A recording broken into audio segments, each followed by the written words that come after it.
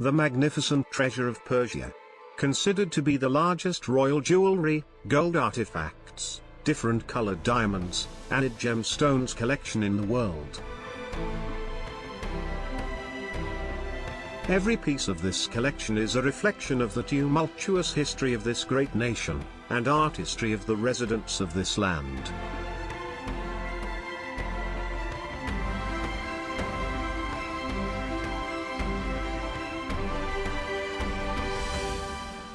Each piece recalls memories of bittersweet victories and defeat, of the pride and arrogance of rulers who were powerful or weak.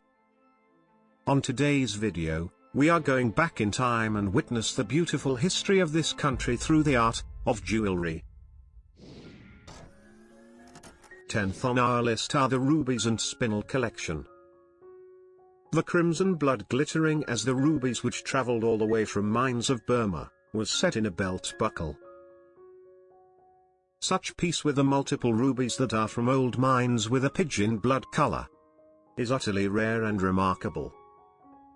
Most of the red gems today are either rubies and spinels, but in the past they were all known as rubies. The Persian gemologists were the first to differentiate the ruby from a spinel. And one of the most amazing piece in the collection is the Samaritan Stone, known to be the largest spinel in history, which weighs 500 carats. 9th on our list are the hookah. The usual way of smoking in the East has long been the water pipe or hookah. The water makes fuming tobacco smoke pleasant. The hookah or shisha was invented by Abul Fath Gilani, a Persian physician of Akbar.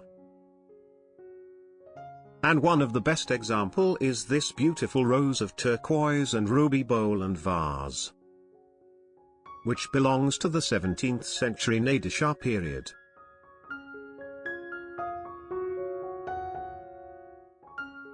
This hookah is considered to be one of the most expensive in history. It is made of gold and encrusted with diamonds, emeralds, rubies, and pearls. This was commissioned by Fath Ali Shah Kajar in 1797 after his coronation.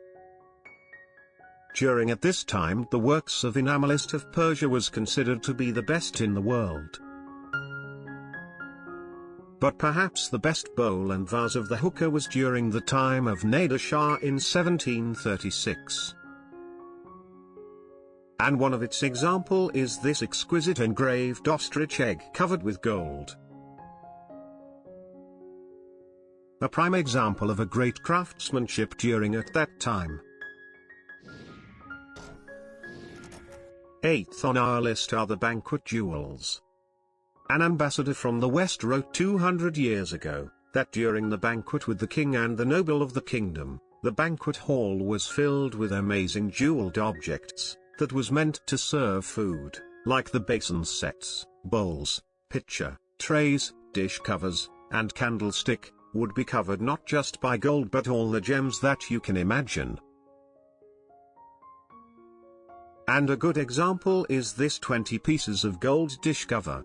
The gold is enameled and encrusted with emeralds, rubies, diamonds, accented with pearls.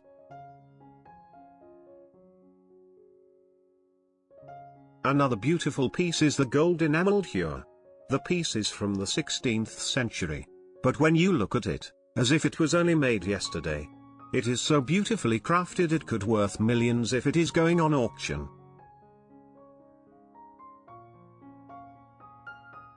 Take a look at this vase. It is immensely covered with diamonds and gems, with a large emerald on its center. An object like this has not been seen in the Western world, even from before, or the present. 7th on our list are the pearls. Pearl has for a long time been a special possession of rulers, and this is particularly true for Persian kings. Cushions and carpets on which the king's land or sat had a texture of pearl. Glasses, lids, candlesticks, and boxes would be ornamented by pearls. and kings would wear threads of pearls on their waist to signify the royal status. Just take a look at the variety of royal pearls on a wooden box coated with gold and enameled.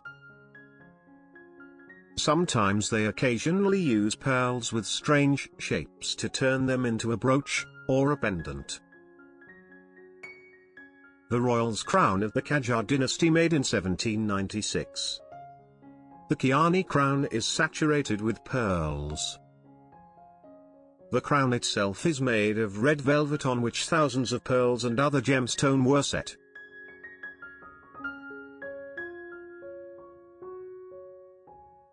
The Kiani crown is highly decorated, processing 1,800 pearls, 300 emeralds, 1,800 rubies, and diamonds. The meaning of Kiani in Persian is king, thus it is called the king's crown.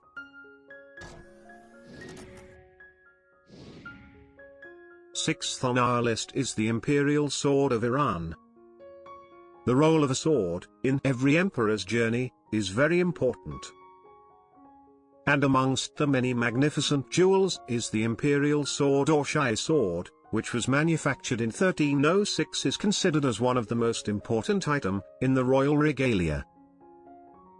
The whole handle, hilt, and scabbard of the sword was encrusted with around 3,000 stones, including large emeralds, rubies, diamonds and spinels. While old weapons of war went down with history, kings would still wear gem-studded swords, not as a weapon, but as a display of authority. Later, when Muzaffar Shah Qajar went to visit Britain's King Edward VII, the very same sword showed his royal splendor. Fifth on our list are the Iranian Royal Tiara. Empress Farah of Iran. One of the most stunning and glamorous royals in the 1960s and 70s. The Empress was a cultural and style icon, whose image was often aided by her magnificent collection of jewelry. And one of these jewels is the Noor-al-Ain or the Eye of Light diamond tiara. Farah Diba wore the Noor-al-Ain on her wedding day in 1959 to Mohammad Reza Pahlavi, the last Shah of Iran. 60 carats pink diamond at the center, which is considered to be one of the largest and rarest pink diamond in the world. Then you have the emerald tiara of Empress Farah Diba. Princess Fatima, emerald sunburst tiara. Princess Ashraf's ruby tiara.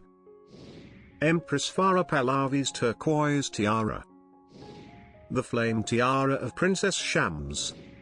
And the floral tiara.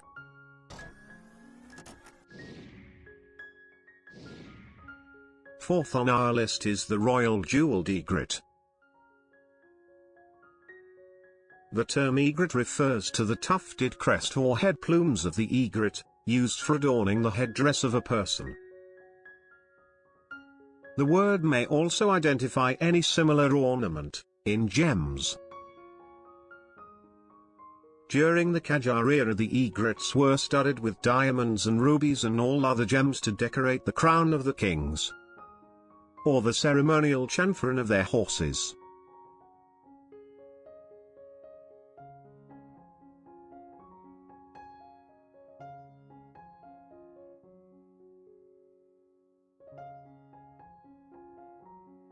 Of all the aigrettes that are in the national treasury of Iran, one stand out the most. And that is the Darya-i Noor or the Sea of Light. The diamond is known to be largest pink diamond in the world.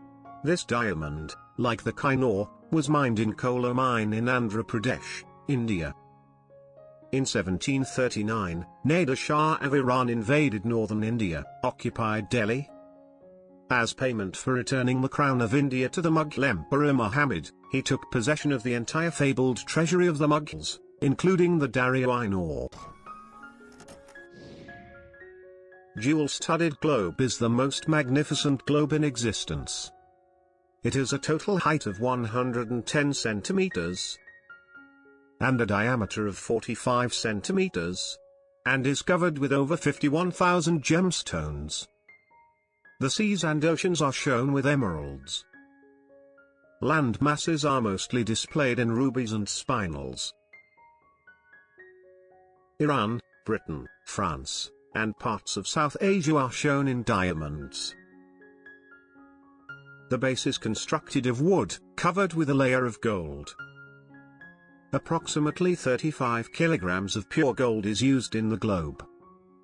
According to legend, Nasser-ad-Din Shah, 1848 to 1896, ordered the construction of the globe to help keep track of the loose gemstones in the treasury. His Imperial Majesty Mohammad Reza Shah of Iran would have his coronation held in Tehran on the 26th of October 1967. He would then be the very same age his father when he crowned himself in 1926. Perhaps bigger due to the fact that, marking the new role the Shah wanted to give women in the Iranian society, in the amendment to the constitution in 1967, it was decided that the Shahban would be regent in case of death of the Shah during the minority of the heir to the throne. His wife, Empress Farah, the Shahban of Iran, would become the first empress ever to be crowned in history of 2005 held on the famous Parisian jewelers Van Cleef and Arpels, who created the most awesome crown. The crown, made from the finest gems of the treasury, is made of platinum and gold and encrusted with 1,469 diamonds, 36 emeralds, 105 pearls, 34 rubies and 2 corundum. Its total weight is 1,480 grams. In accordance with tradition, the gems used were selected from loose stones already in the imperial treasury. The Naderi Throne of Iran is a gemmed and enameled throne made during the Qajar era. It was ordered by Fath Ali Shah Qajar in 1789 and is seen in many paintings at that time. Unlike the platform-like sun throne, the Naderi throne has the appearance of a chair. The name derives from the word nader, meaning rare, or unique, in the Persian language. The throne can be taken apart into 12 separate sections. It was intended to be portable, to be carried along when the Shah traveled to his summer residences.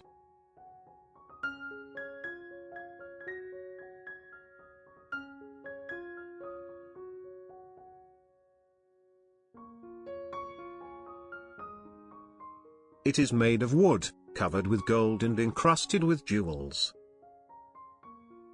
Among the 26,733 jewels covering the throne, there are 4 very large spinels on the backrest, the largest of them weighing 65 carats.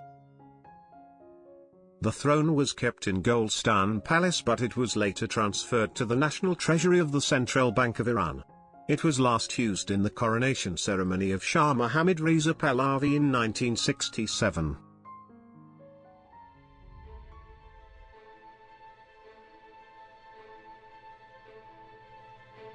Because of their great value and economic significance, the Iranian crown jewels were for centuries kept far from public view in the vaults of the imperial treasury.